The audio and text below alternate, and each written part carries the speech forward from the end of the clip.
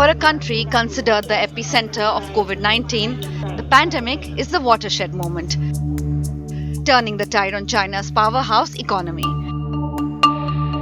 With the Xi Jinping government closing of the country for almost 3 years to battle COVID, the after effects of the pandemic are manifesting themselves now. In the latest disappointment, China's imports and exports fell much faster than expected in July. While imports dropped 12.4% in July, year on year, exports contracted 14.5%, steeper than an expected 12.5% decline and the previous month's 12.4% fall.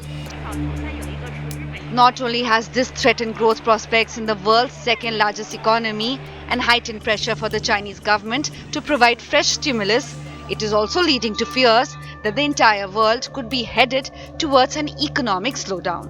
The figure is just the latest in a series of economic negativities from Beijing.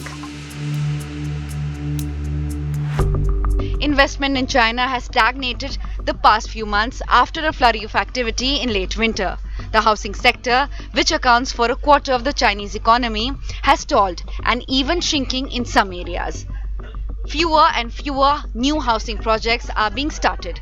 Prices are falling with June inflation falling 20 basis points on month. More than 1 in 5 young people are unemployed.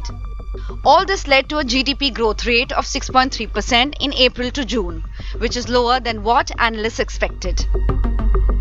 Poor imports and exports are the latest sign that third quarter growth could slow further, with construction, manufacturing and services activities, foreign direct investment and industrial profits all weakening.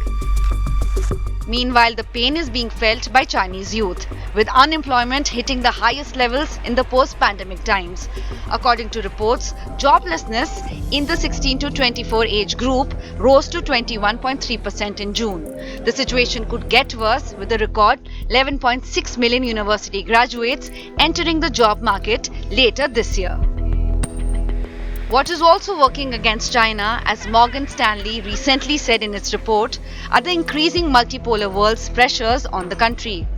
This contrasts sharply to the investment banker's assessment of India, which it says is emerging as an authoritative voice in global geopolitics.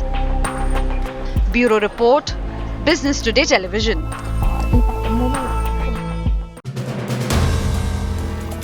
If you like the video, do like, comment, share and subscribe.